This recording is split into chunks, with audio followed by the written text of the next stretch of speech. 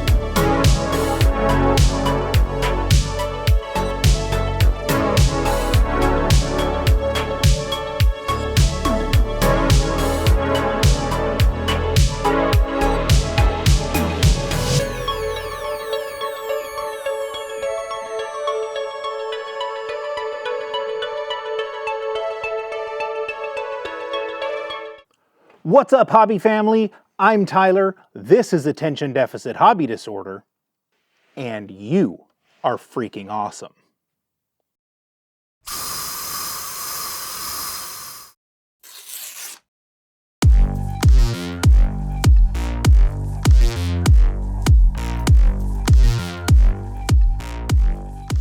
Okay, so I took the old motors off this quad and put these shiny new RCInPower Wasp Major motors on in their place. The old iFlight Zing E-Pro motors work just fine, but I still insisted on upgrading. Why? Stick around until the end of the video to find out more about my decision, but in the meantime, let's take a look at the unboxing and installation of the new motors. Alright, so I got these motors from Pyrodrone, and I ordered them with a couple extras. I got some new prop nuts to match the motor bells. I got a couple of different sizes of props, some 5-inch props and some 6-inch props, just so that I could test out the difference on the new motors. Packaging is fairly standard for most of these FPV motors. Hard plastic case. I actually really like these hard plastic cases because I save the little boxes and I use them to store little spare parts and nuts and bolts and things like that in them. There's a little logo card in the front, little piece of foam. And then we've got a couple of stickers for the water bottle. Always like when there's extra stickers. Motors are very well protected in their packaging. There's also a little baggie of some motor screws, a couple of extras. These motors have an O-ring in the top of the bell, so it helps kind of protect them from an impact from the top. And there's a spare O-ring in there. The construction of these motors is really fantastic. I mean, I've only had so much experience with this class of motor, but I was really impressed by the quality and the fit and finish. The air gap between the stator and the magnets in the rotor is absolutely tiny. They spin very nicely. You can feel the bearings doing their job in there. And now you can see why I got the gold prop nuts. Alright, so this is my quad. Right now sporting the 5-inch props on these Zing E-Pro motors. They're a 2306 size at a 2450 kV, which is a 4-cell kV rating. And basically, we're just going to take and we're going to desolder these wires from each side. There's 6 on each side, 3 per motor. It's really not a very complicated swap.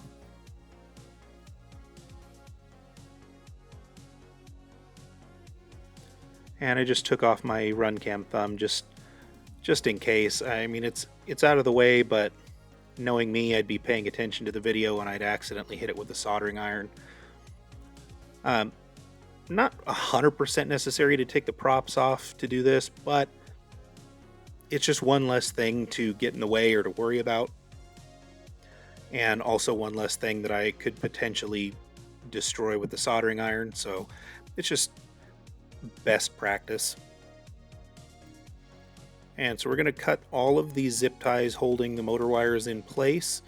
I used zip ties on these because the motor wires on these motors were not very long, so I had to splice them. That's because I got used motors, and so I just wanted a little bit of extra help there. And basically what we're going to do is we're just going to hold on to the wires with some tweezers and heat up the little solder blob that we've got holding them on there. It's pretty simple, just takes a couple of seconds per wire, and we'll go around and desolder all 6 of those on one side, and then we'll switch over to the other side and do the same thing.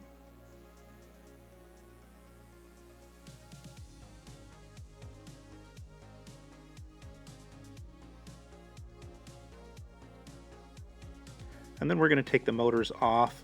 I only show one of these because I don't figure you don't need to see me undo 16 bolts. Watching me undo 4 of them is probably enough. And the TPU printed motor arm protectors, those are my design. They're little jawbones. I thought they were kind of cool and piratey, and since it's a Pirate frames, I figured it was appropriate. I always recommend using blue Loctite on your motor screws. Of all the screws in the quad, those are going to experience the most vibration and stuff. I wouldn't use red Loctite because that stuff is pretty gnarly. Blue Loctite is enough that it's going to hold them in place, but you'll still be able to get them out later without any issues. Just going to prevent them from backing out under vibration and stuff.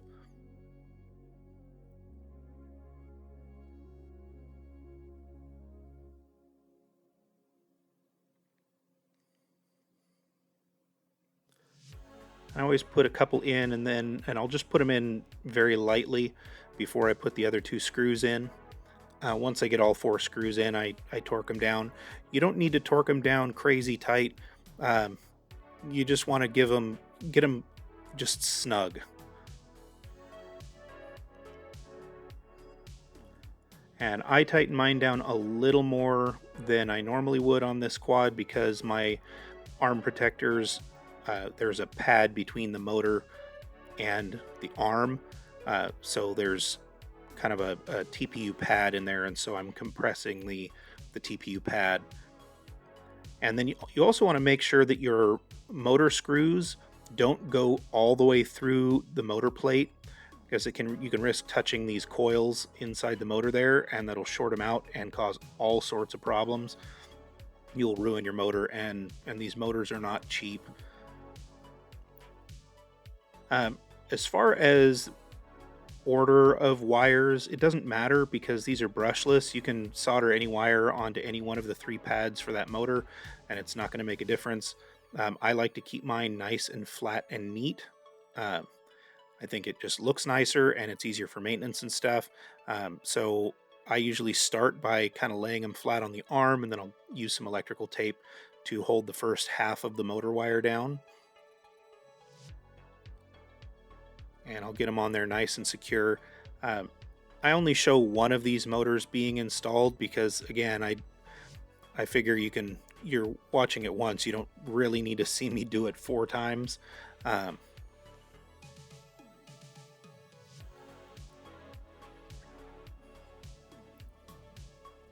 And once we get the tape down here, that kind of just helps secure everything and keep everything nice and tidy while we're working on the wires.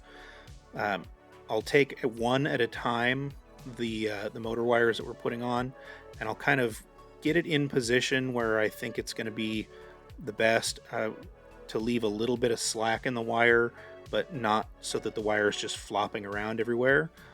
And then I add just a touch more. And the nice thing is these are silicone coated wires, so you don't really need wire strippers for these. Just get your thumbnail in there and pop it right off, and super easy. Don't need to bother with wire strippers. And then you want to make sure and twist the ends of the wire, because even using wire strippers, you're going to get some little bits of wire, little strands that are going to stick out. And don't forget to put on some of the liquid flux. And you want to tin each one of these wires with a little bit of solder. And here in a second, I'm going to go through and I'm going to tin all of the pads. They already have solder on them, but it's not going to hurt with how much they've been heated and reheated, having desoldered them and everything. It's not going to hurt to add a little tiny bit more solder to them just to tidy up the solder. You want to make sure you get a nice good solder joint on here. And again, don't forget the flux.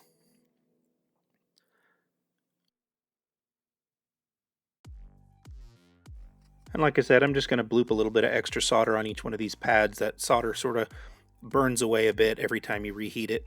I also didn't realize that my camera died during the soldering process, so you'll see me put one wire on.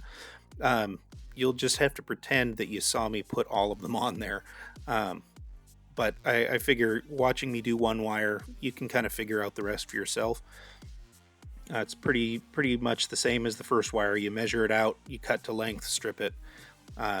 And because we pre-tinned the pad and the wire, you don't need to add solder while you're joining the two. You just apply some heat and you'll feel it just sort of give, kind of right here. There you go. You see it just sort of drop in there and give. Okay, so we've unboxed them, we've installed them. Now let's answer the question, why? In short, batteries. My old motors were designed to use 4-cell batteries. The new motors run on 6-cell packs. Now, besides the higher voltage going to the motors, there's a lot of advantages to running these bigger packs. The biggest for me being the stability. On 4 cells, what's known as a 4S battery, as you start draining the pack, you get a lot of voltage sag. Basically, you're asking for power that's not there. And it causes the voltage to drop, which robs power from your motors and is pretty hard on your batteries too. And if the voltage sags too low, you run the risk of your quad sort of dropping out of the sky spontaneously. These larger 6-cell or 6S battery packs have a lot less voltage sag. They'll stay more stable under load than their smaller counterparts. Now, this doesn't necessarily mean you'll be getting dramatically longer flight times, and they can still sag out. But they don't start really sagging until a lot later in your flight. The downside here is that while a 4S pack starts sagging right away and gradually gets worse over the course of your flight, when a 6S pack finally starts to sag, it's going to fall off the cliff hard. It's like when your kids are running around like little crazy people and then they just sort of drop without warning and you find them passed out under a chair. It's like that.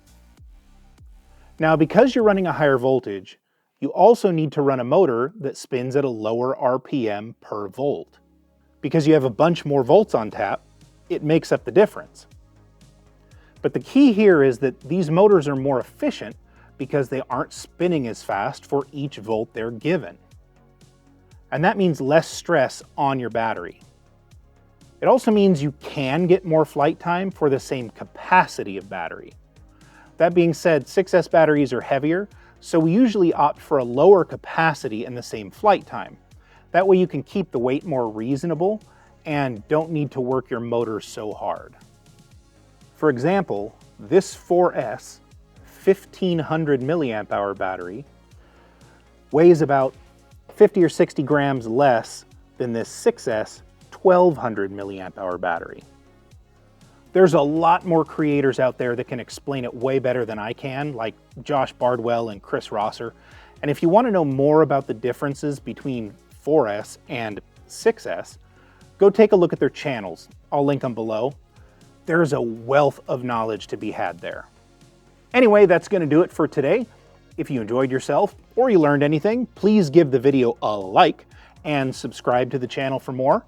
Also, don't forget to hit the little bell down there so you actually get notified when I drop a new video. All the support means the world to me and goes a long way in helping the growth and longevity of this channel. Thank you. It's a beautiful day. Go out and have some fun. And I'll see you in the next one.